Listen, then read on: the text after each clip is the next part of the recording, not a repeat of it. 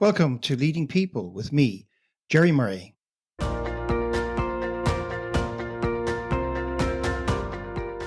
This episode of Leading People is brought to you by Wide Circle, helping you make better talent decisions.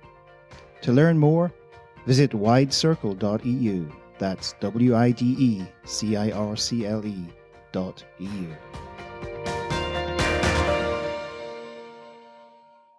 Leading People is a podcast which features insightful conversations with leading people about leading people.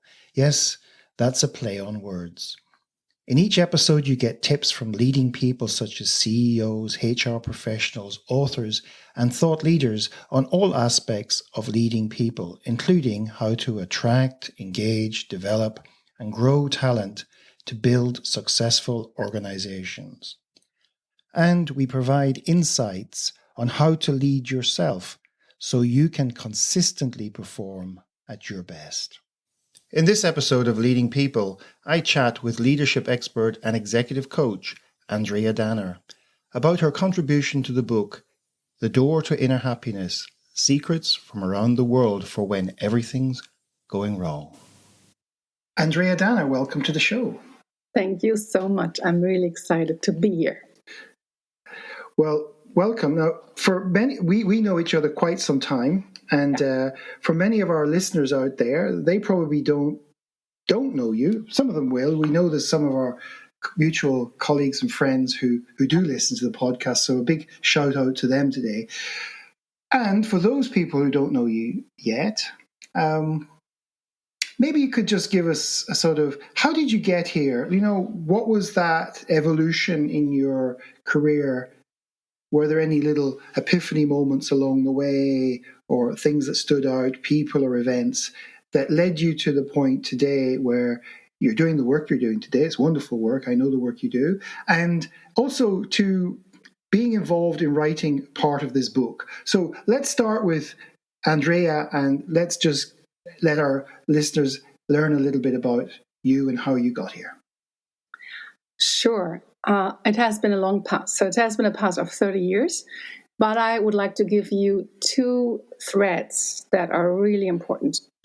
And the one thread is that I didn't study psychology. I studied finance and banking and HR and organization.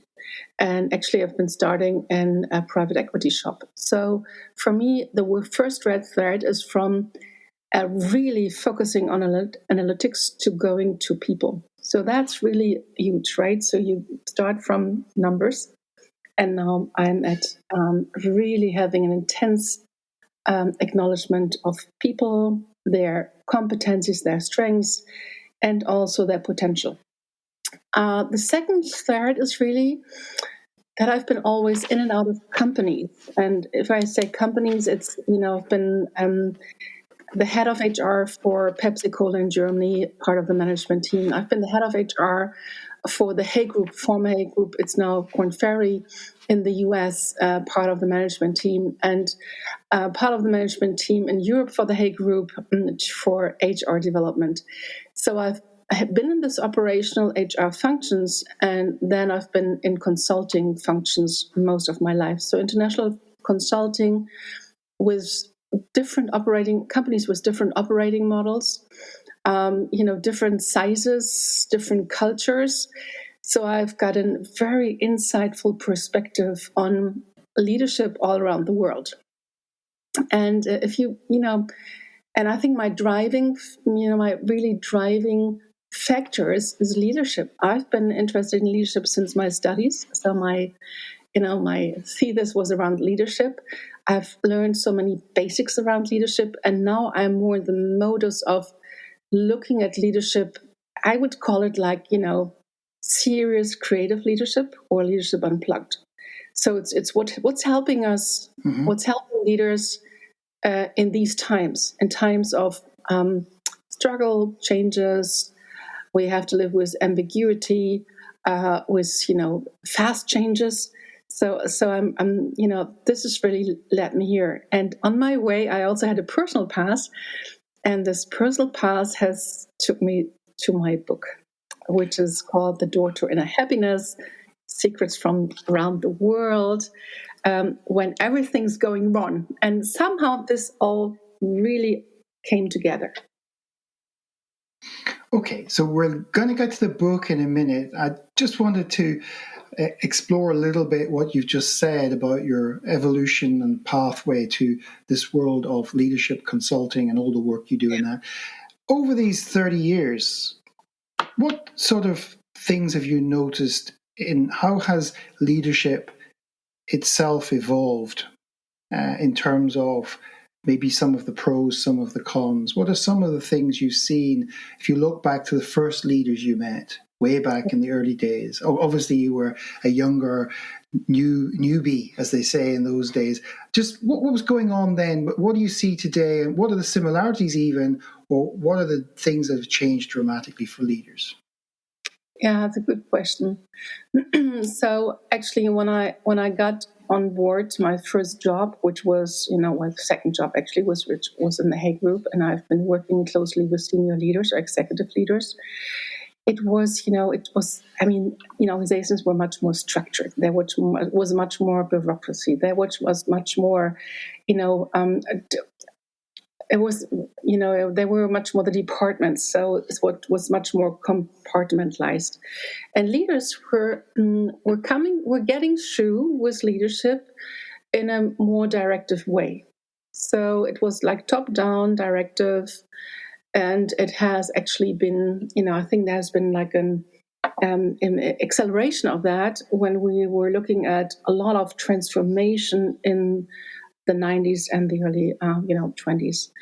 And for me, what has dramatically changed is that effective leadership has to do with understanding yourself and understanding people. So if it was, if there was a possibility to lead directively in a less complex environment, with now our ever-changing environment and people and much more different diversity with a higher diversity in terms of age, gender, personal interests, cultures.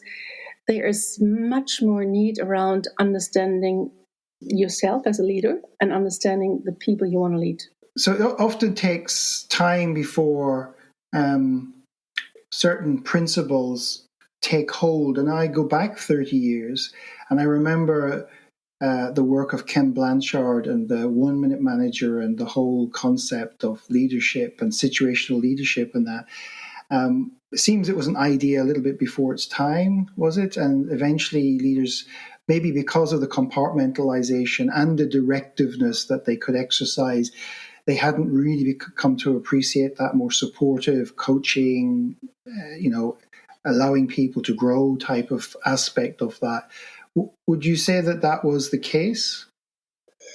I would say in the beginning, yes. And then when I was doing a lot of leadership assessment also, when I was at the Hay Group, and we sort of experienced, and that has been in research from the Harvard Business School, is that if leaders have more than one leadership style, like if they have like 3 to 4 leadership styles, they would be more successful in different situations. So if we take it from situational leadership, that was much more simple, right? Because the situations were much more simple. We had less diversity in people that we needed to lead. We had less variety in situations that needed to be led. So I think the situational leadership is still something that is that's an important part. However, the situations have changed. And I think with the changing of the situations, leaders got into the position where they needed to lead more complexity, diversity, and speed. So I think that has changed. So basically, it's still, situational leadership. That's like the basics, but it is more complex today. And it was seen as quite out of the field when it came out. It took quite some years for it to take hold, really.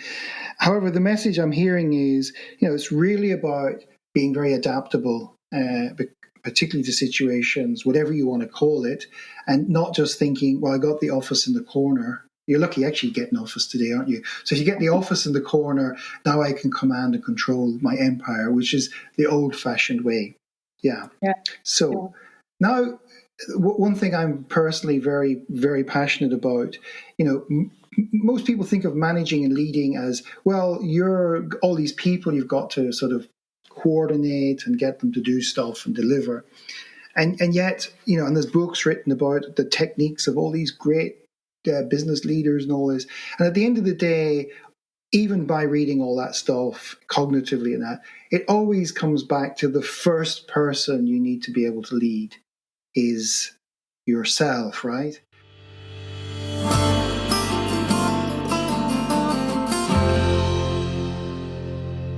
In the next part of our conversation, Andrea talks about how her own drive to achieve contributed to her becoming overwhelmed, and how this in turn was a catalyst for her contribution to the book.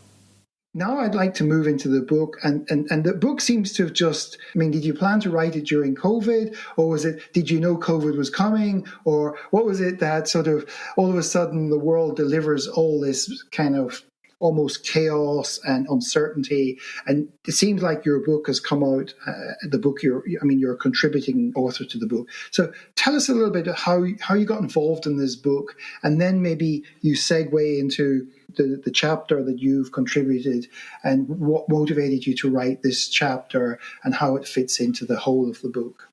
Yeah, I think the book was, really written in 2018. So that was way before the pandemic started.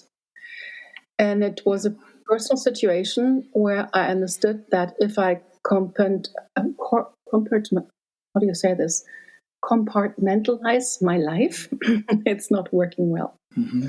If I have work there, passions there, private life there, that's not working really well. And I think that's also a very deep understanding, insightful understanding for leaders. If you compartmentalize your life, that's going to be a challenge.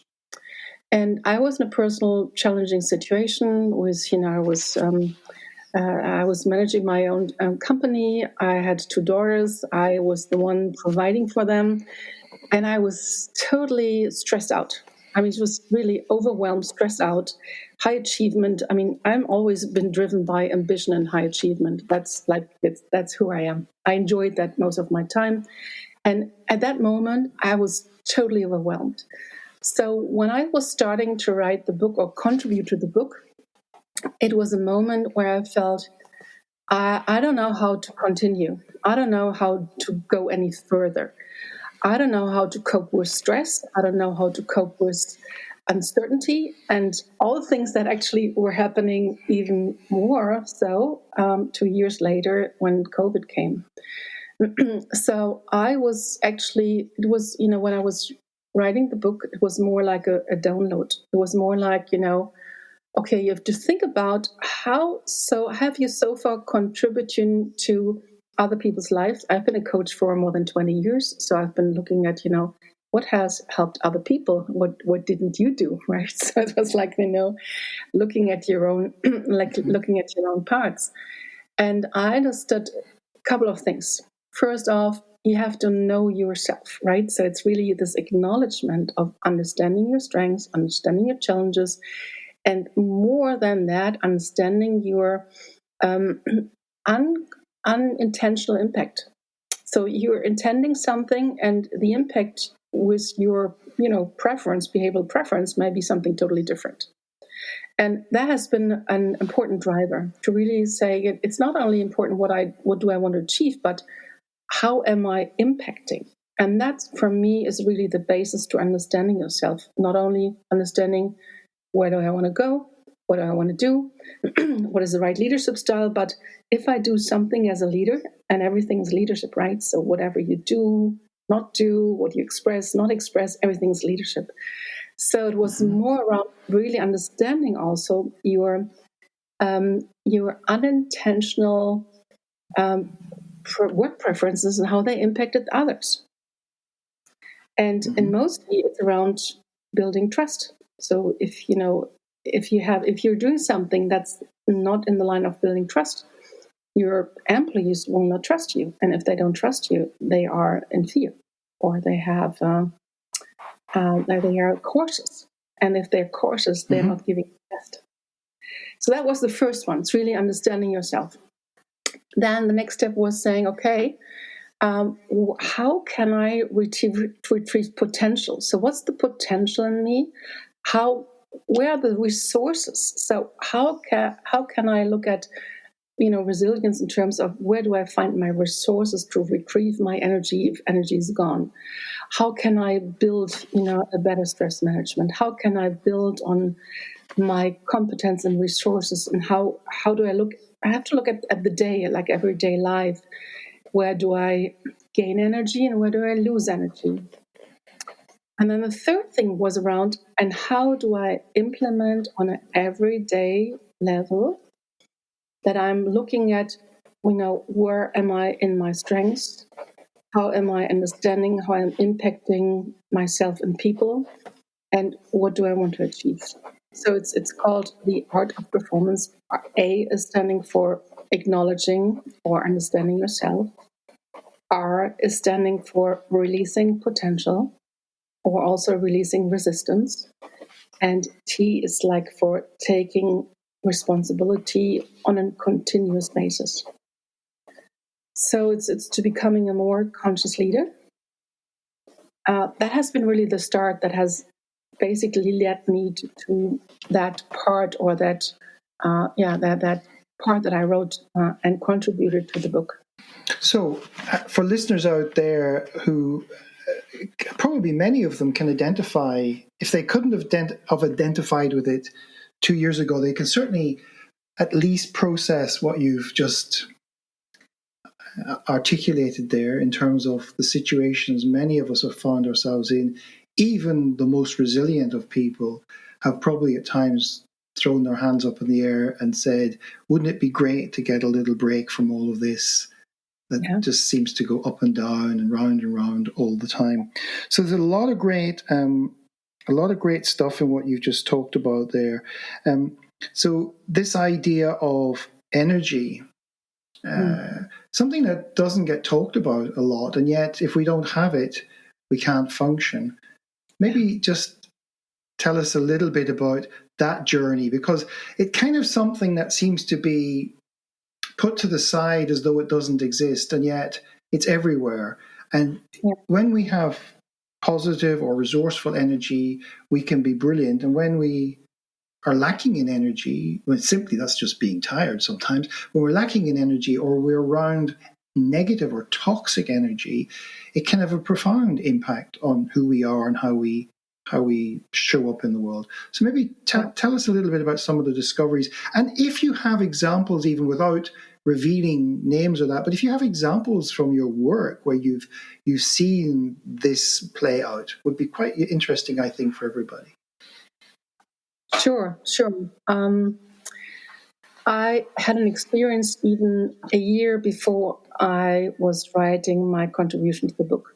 I was in a personal development training. We were 22 people, and 10 people were, trainers or assistant trainers, and 12 people were participants. And our head trainer, said around one day at lunchtime, you've got $100. You've got 20 minutes to prepare for all of us to have dinner at night. And the challenge is, you're going to stop talking after these 20 minutes, that you have, that you've got time to set yourself up. So for me, that was an incredible experience, and I tell you why. So we had this 20 minutes, and I've got this leadership gene in myself. So I basically took charge and said, okay, so we've got 20 minutes, what we're going to do, right? So we have like an appetizer, we've got, have to have lunch, dinner, so the main course, and we have to get dessert, and someone has to take care of the drinks. And we basically, so we had a high pressure from the outside, but we were in a creative energy mode. It was not a problem solving, it was a creative energy mode. And basically I looked around and said, so who is enjoying to do the appetizers, who is enjoying to do the main course, and so on. So we found the people that had the highest energy to do what they enjoy most and what they would do best. So this was like 10 minutes, right? Then we had another 10 minutes where we said, okay, what do we need to get? What's really the important ingredients we need to buy? Because we would have those $100, but we wouldn't have been able to talk to each other during during the buying process. So we would be in a shop, someone would be with us to check that we're not talking to each other, and we just had to buy. So the second time was really finding the resources that we need to, get to a pretty nice dinner. And then for the rest of, after 20 minutes, it was over, we went out, and there were always, those 10 trainers and co-trainers with us all the time to ensure that we would not talk to each other. And the result was by 7:30, we had an incredible dinner on the table for all of the 22 people. And for me, that was such an important experience because it was about energy. And, and it was about flow. So I think flow is also, if we talk about, scientific terms, it's also about getting into flow. So we had a clear common goal. We had a purpose, a meaning, with a meaningful purpose, right? We had acknowledgement of each other. So we would have trust that, all of the people would do their best and know what they were doing. And we had a similar energy level. And we had room to, really work on that. We didn't have any exchange of communication. The communication was more on an energy level than on a word level. And we had a very serious focus on concentration. And those are all, flow triggers if you look at this, scientific research. So for me, if I talk about energy, that's my most incredible experience. And knowing from research, I've been, working with flow the flow research. There's a flow research group, international flow research group, for 2 years, and basically that's what they found out. So it's if you have troops somewhere that are not able to connect to each other and have to take out some terrorists, or if you're working on that. So for me, I think that was my major experience about energy and what we could create with energy. And now coming back to more like day-to-day life, we create energy with everything. So we create energy with words. So if I talk to you about trust, that's a different energy if I talk to you about mistrust. If we talk about, what do we want to achieve together, it's a different thing than saying what problems do we have to solve. So for me, working with energies has come to a profound basis for enhancing leadership in these days. Okay, and actually, I've had previous speakers also touching on this, and I have new speakers coming up who will unpack it as well. And for the listeners out there who are going, okay, woo, she's talking about energy and she's working in big organizations, they're probably going, yeah, but how do you yeah, okay, so I get it, but so how do you walk into a room full of these leaders and start convincing them that this is worth investing energy and effort into exploring to help them become better leaders? So let's start going there. Yeah, sure. So I have a wonderful experience 2 weeks ago. I was working with a senior executive leadership team of a fashion company. And the head of purchasing, who is the creative head, right? He got it right away. And one thing that I really liked, he said, we need to create sandboxes. We need to create sandboxes to play. So it's not about, just changing leadership in a 100% way, right? It's not, whatever we learned around leadership, it's like having different leadership styles, having situational leadership, for me, that still applies. So it's not like we need to do something totally different. We need to be consistent in understanding what we do and what impact that has. But then we have to create room for creativity. For, I would say, it's really leadership unplugged. It's like a jazz band who's playing together, and somehow they're getting into, the right rhythm and the right jam. And so that's more like it, right? So we need to create room for creativity and for getting out of the problem-solving mode and getting into, okay, what do we want? Great. I mean, where do we want to go? Right? So I think that's one part. The other part is, working with the research collective. They've talked a lot about Google, and Google are setting goals that are like, that you cannot reach. I mean, it's like just outside of any box, right? And the goals are so big so that, there's no pressure. It's not like, what do we need to do to really get that? But it's like, let's get creative. Let's think about how we can, get there in any way, shape, or form. And I think to get us out of this, okay, there's a goal, there's a KPI, there's all kinds of tools how we get the goal. We are still in this problem-solving mode. And for most part of the business, that's totally fine. But then if we think about how do we create innovation, how do we create out-of-the-box thinking, we may need more sandboxes to play in. Yeah, and problem solving has a different energy, as you alluded to earlier on. I'm just curious, when the the purchasing guy, the buyer probably in the fashion business, came on board, how long did it take his colleagues to join him in the sandbox? Not a lot, actually. We both know Harrison, so we had actually our session was around that they needed to learn about their team Harrison preferences, and fortunately, this team was high in really loving to experience new things, very open for change.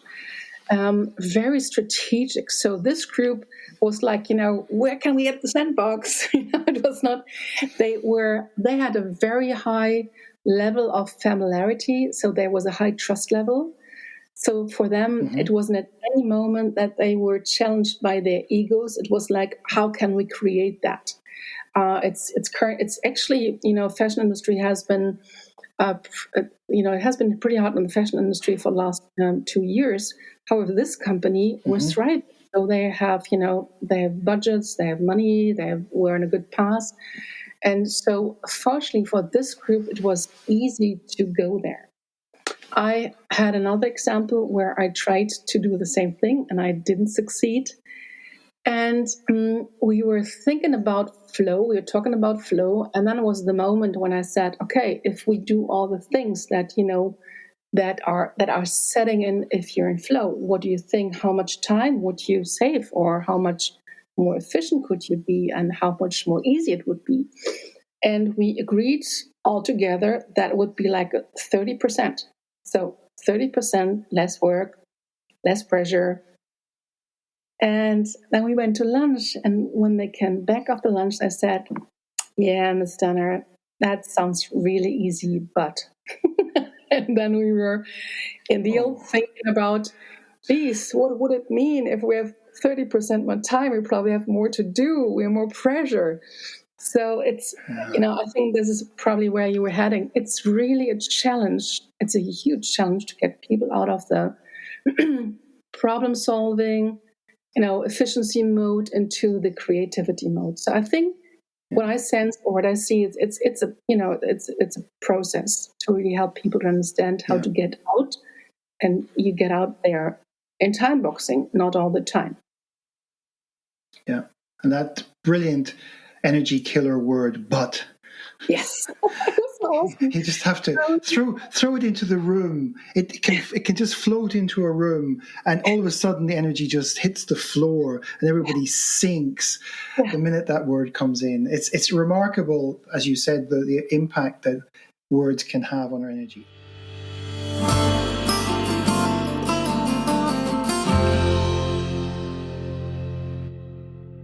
In the final part, Andrea explains a 5-step process for turning performance pressure into working pleasure, the role of emotions in doing this, and the importance of understanding the principle of enjoyment performance in how we experience our working day. What can our listeners get from reading this book, and in particular your chapter? What sorts of things are they going to get out of it that they can go out there and start to use and apply immediately after they've enjoyed this podcast? Yeah, so I think if they go into the book, so which really has been written in 2018, there are 3 little exercises in there around, acknowledge, understanding yourself, around, how to get to your potential and how to take action. And, of course, it's 2021 and we are much further ahead. So you can go into the book and read that. It's on Amazon. It's at little cost. Very interesting. If you want to hear really from different stories from all over the world, different walks of life, different people, different cultures, and very nice, very good insights. And if you are where I'm at now, I would have some other ideas. So the first, I think there's like a 5-step process that I would very briefly like to explain. The first thing is, it's important to set yourself a true goal, like a creative goal, not problem-solving goal. It's not like we need to make 20,000 until the end of the year or 2 million. It's like, a true goal. It's like an end result that is linked to an emotion.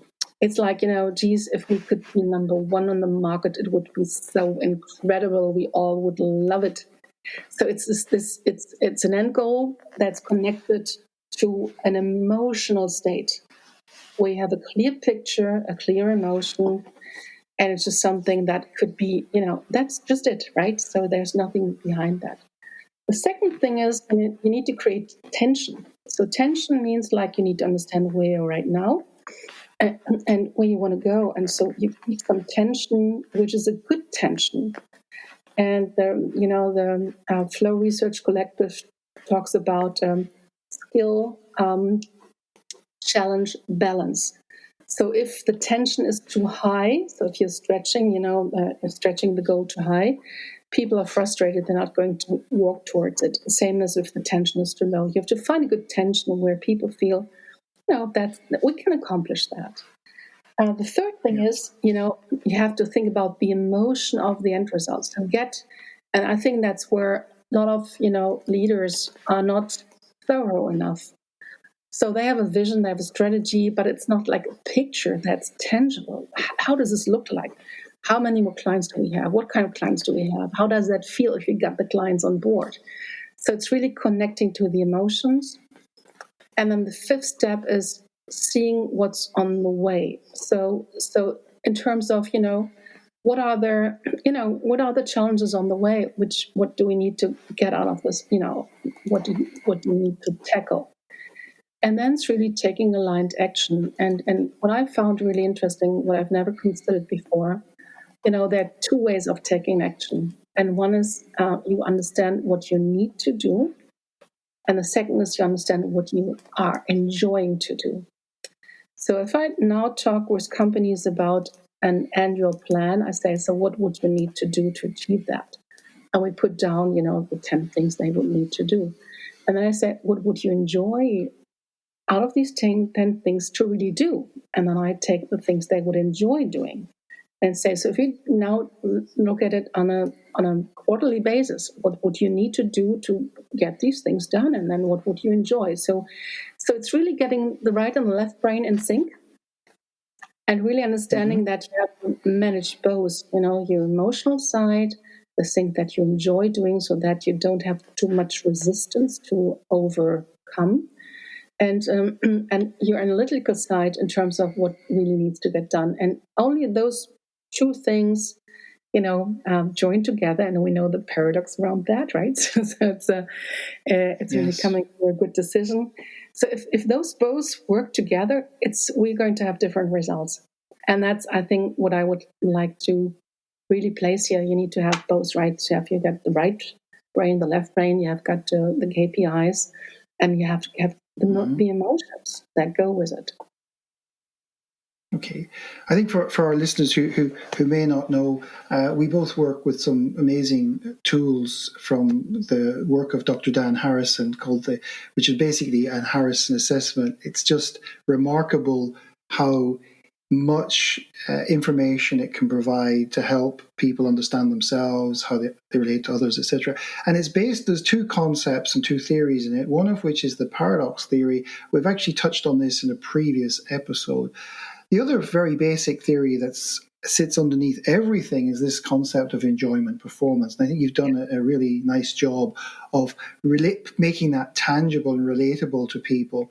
It's such an easy concept to get one's head around, and yet some people often sit there still wondering, really, do I have to enjoy what I do at work? And then realizing that actually the way the brain functions, actually you kind of need to enjoy things just to be able to do things well. And you've just nicely unpacked this by saying, what do we need to do? And that's where the space that a lot of leaders and managers are stuck in, well, I need to get this done. You were talking earlier about the group that went away and came back with the big but. Really what's going on there is just lots of limiting beliefs that nobody's prepared to challenge or even to test out whether they might not be true. And beliefs are basically, for the most part, most of them are not true in some context.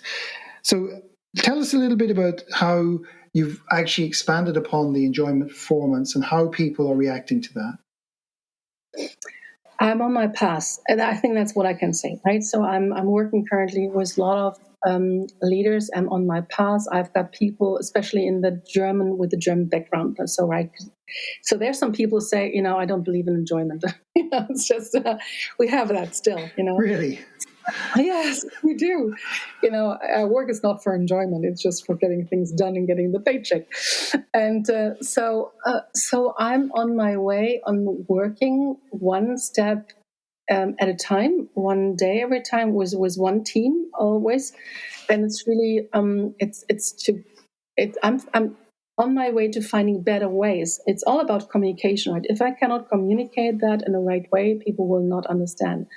So for me, I'm on my path to really help teams to understand where they're struggling, why there is resistance or why there are limiting beliefs, and how can we overcome that, and how we can get into the creative mode, into this playful, unplugged creative mode, and what would it mean for the company. So I think we're just at the beginning with that, or at least in Germany, I feel we're pretty much at the beginning with that, because we've learned so much around only tough work is good work. So if it's tough, it's good. If it's not tough, it can't be right. It's too easy. So I think there's a whole long way to go. And I hope I have more of those creative people in teams who are saying, I understand, let's do things with more ease and right. And we're having a lot of pressure on our teams currently. And how can we do the same thing with more ease? So, but that's still rare. So I think we have a long way to go. And I'm extremely committed to really help leaders and senior teams to understand how they can work with more energy. And I don't call it energy, right? I call it more flow, because this is more scientific, a scientific word for it. And there's a lot of science around that currently. This is based on the work of Mihai Csikszentmihalyi. Yes. And Kotler is now I would say, the place to go, no, the person to go to. He's running their Flow Research Collective in the US, and he's connected to a lot of scientists, from all of the, very great universities in the US and everywhere in the world. So if you want that, what name? Okay, so anybody who's interested in this whole area of flow, which is a fantastic and fascinating area, we all know what it is. We just haven't maybe thought about it because we've all had flow states in our lives. And it's knowing how we generate those and being able to access them when we need them for certain contexts, that makes it even more powerful. I was just thinking there, we talked about beliefs, and beliefs, of course, are linked to values, which are hugely energy and emotion driven. And I was giving a talk this morning in Ukraine, and I was doing some research on this. We were looking at the whole predictive talent analytics stuff. We were looking at the sense of urgency behind understanding people better, particularly for HR and leaders. And I just did some very basic research, and the amount of data I came up with around people really, we've had a significant emotional event in the world, the pandemic, and that usually results in value shifts. And the amount of people who are reassessing what work and life mean to them is quite profound. The research is showing that so many people are starting to look at, what's the point? Is this what I'm meant to do for the next 20 years or 30 years of my life? Am I getting fulfillment? So those questions are like so many things that got accelerated, like online learning and everything that they said, it could take years for that. And then the pandemic brings remote working. Oh yeah, maybe one day we'll get there, but all of a sudden we were there. So like those things that got accelerated as a result of this particular event in the world, it seems as though reevaluating our sense of purpose and meaning in life is really something a lot of people are doing. So maybe the time has come. That's what I'm getting to. In even a country like Germany, and I'm very fond of Germany, as you know. Even in a country like Germany, perhaps the time has now come where that reevaluation of what's important, and maybe there is some enjoyment in work after all. It will be wonderful. Currently after or in the pandemic, we've seen a shift more towards directive leadership style. And so I think we need to get back out of that. So most of the companies are doing projects which are around the right process, the right structure, the right something. And I hope that we are shifting back to saying, okay, and how do we create enjoyment that people really love to do the work? And we know it. I mean, it's 30% more productivity. It's, I don't know how much more percent creativity. So, just where do we get that? Well, some of the data I saw showed a huge disconnect between on several variables between what HR thought how things had gone. So let's just put them as a sort of conduit for overall leadership, right? Yeah. And how the people feel. So this directive leadership style, there's a lot of people who've said, I'll put up with it for a while now, and I'm out of here very soon. And this is what the research data is showing. Also, a huge, when they talked to various groups of people in one study, I think it was Microsoft did it, and they looked at their rating on who was thriving and who was struggling. It was predominantly white male leaders.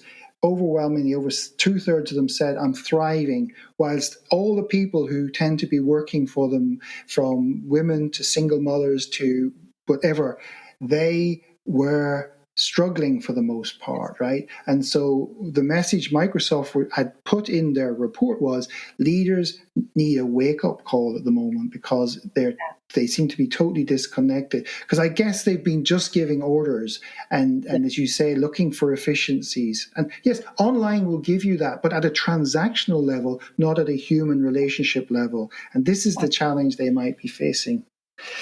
And that's probably a topic all in itself. Yes. So, Andrea, how could people get in contact with you? What are the best ways to reach out and connect? Because I'm sure there's lots of people now who'd love to get to know you better and maybe professionally get even so the best way is to chat go with you about stuff. Go through my website or my LinkedIn page. So website is really ad-leadership.de. So A for Andrea, D for Dana, -leadership.de. There, of course, is you can get in contact with me through the website. You can write directly to me. That is a.danner@ad-leadership.de. So that's the other option. And then it's really Andrea Danner on LinkedIn, which is also a good way to connect with me. So that would be, I think, the best possible ways to get in contact. And I just love to, have a conversation and then see, what's up for you. And I'll put some links in the show notes. And how can they get the book? Yeah, remind us of the title again. So again, the title is The Door to Inner Happiness and Secrets from Around the World for When Everything's Going Wrong. So I would say it's a good start to have a look at that. And it's really, there are some very good exercise that you can start on. But, we've gone beyond that. And I'm currently developing a program which is called Moving Beyond. So it's really moving beyond the stage of being stuck, moving beyond the stage of beliefs. And it's going to come out in September. So the book is a good start on Amazon. The Door to Inner Happiness, Secrets from Around the World When Everything's Going Wrong. And the next step would be wonderful to just connect through the website, through LinkedIn, or my email address. Okay. Well, on that wonderful note, I'd like to thank you for being my guest and for sharing all your wisdom and insights with me and the listeners today. And I want to wish you lots of success with everything else you do now in the future. Thank you so much. I enjoyed it, truly. Thank you. Thank you for tuning in to this week's episode. You will find details of what we covered in the show with links, etc. in the show notes. Please share your key takeaways from today's guest and let your friends and colleagues know about the podcast. Oh, and if there's a particular author or leading thinker you'd like me to interview, just get in touch and I'll do my best to get them on the show. This episode was brought to you by Wide Circle, helping you make better talent decisions. To learn more, visit widecircle.eu. That's WIDECIRCLE.eu. Until next time.